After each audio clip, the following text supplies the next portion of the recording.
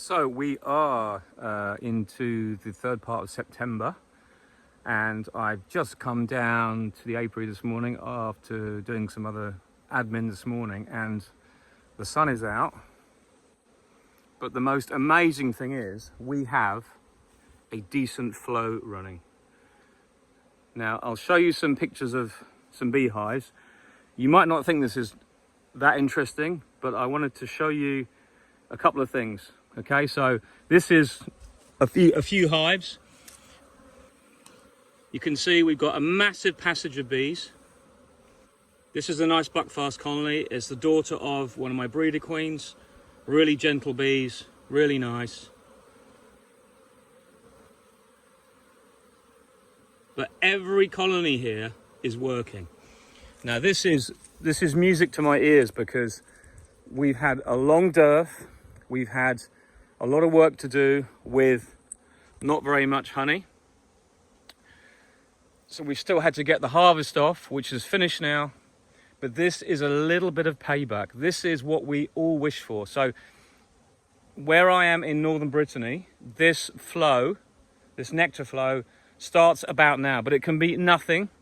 It can be very weak, or it can be really good. Now this is just the start of it. Because when you look at the ivy itself, it's actually only just opening up. And there's like, when we get to really the whole of October, could give absolutely loads of ivy. So I've got some hives here I'm going to show you.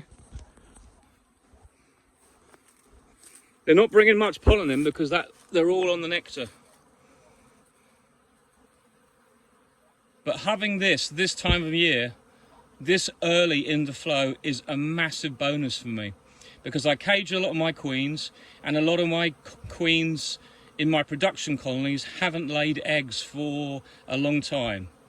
In other words, they had 21 to 24 days of not laying in cells, not producing larvae, eggs, bees for the colony. So that colony has reduced down. But this weather, for me, will be the payback I wasn't expecting. It will give every colony the chance to really get recovered before the winter, because they're clean of mites now. Look at that activity here. 3 days ago, there was hardly anything going on. These are some these were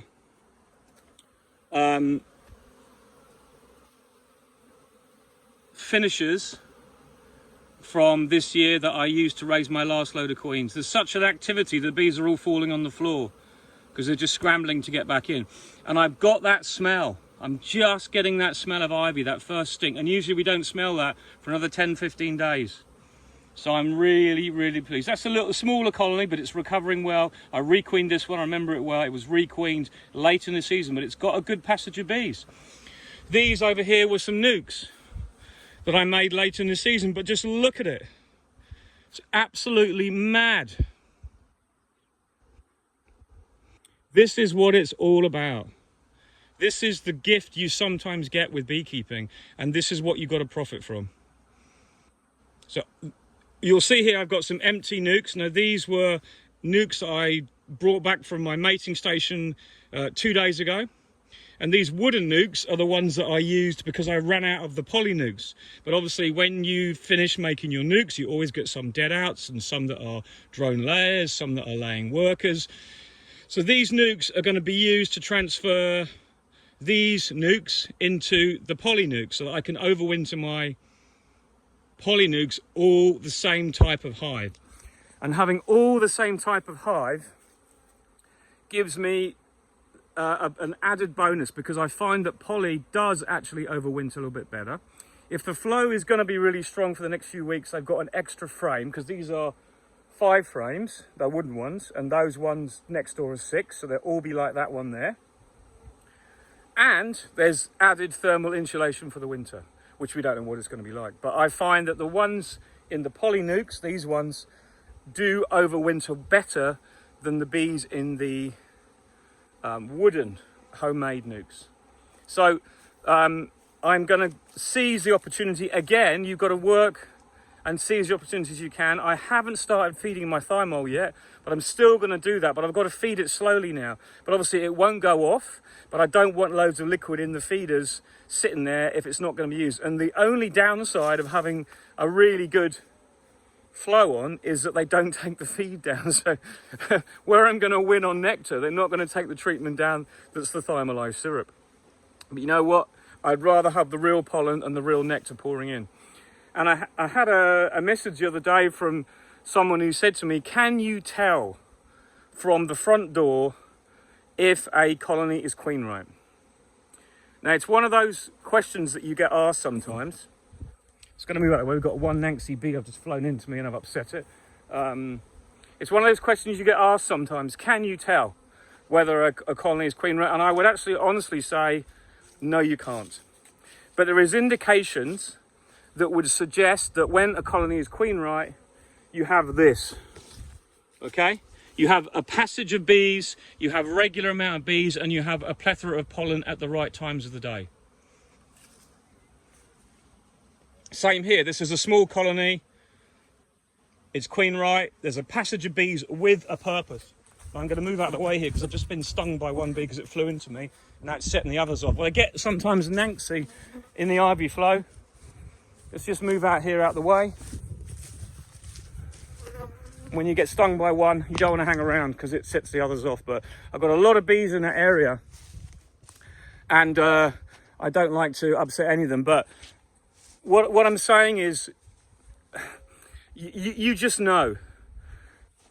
But when you haven't got a flow on, it's very difficult sometimes to tell, because even queenless colonies bring nectar and pollen in for a certain amount of time, but just not in the amount you'd expect under a normal flow. So it is really good news seeing this flow, and I can quickly go around and see what isn't queen ripe, but I know what isn't queen ripe because I've been working in this yard. There's a few that are still struggling. There's a few that have mated late. I hired one the other day in my mating station up the road, for example, that had started laying. There was 2 nice big patches of brood on 2 frames. In other words, 4 frames of either side of 4 frames. Started laying, and suddenly the queen stopped laying eggs and larvae, and there's a queen cell. But the larvae developed and the brood was hatching out. So that's what you get. You do get, this time of year, you get a lot of odd things that you just have to grin and bear. You just got to shake out as quick as you can, clear your hives up and move on. Because if you don't, you get into that kind of depressive mode. But this weather and this flow of the ivy now is giving me that lift. It's giving me that enthusiasm that everything I see is looking good. Everything is going to grow that was a bit small, that we always might struggle to get through this time of year. And having that, it's like I said about our nectar flow this year. If you have a nectar flow that doesn't really arrive, that happened this year. So we had like the first 3 weeks were really cloudy. The bees didn't fly much. They brought a little bit in, but they didn't bring the early quantities in to fill up the nest and the brood, and then to start them putting it in the top. Because don't forget, when bees are completely empty in the brood nest, we're not talking about having enough, we're talking about having hardly anything, and then having to start from scratch. If they start from scratch late in the flow, it's rare that they actually put much in the supers. But when you get this is the reverse. You get, obviously I haven't got supers on here because I'm not going to harvest this ivy. But what I've got here is I've got nukes that in some respects are the same as having a production hive in the flow. Whereas at the start, they start at the center and work out, and then they start moving stuff up the top. They've got that quantity of nectar coming in now early in the flow that's going to reverse everything, and then keep those queens laying a little bit longer, laying clean bees. You know, that's brilliant. So to have this flow coming now, but not in 3 weeks' time, is the bonus. So you'll have extra bees, you know, going into that winter. So it bodes well. It doesn't mean we're out the water at all. It doesn't mean let's hang out the flags and go on holiday. It's just a little thing that may make a massive difference. And that's what you've got to be aware of in beekeeping. But it's lovely to see. It's just takes the pressure off you to be going, oh, I've got to get fed that. Did I do that apiary? Oh, God.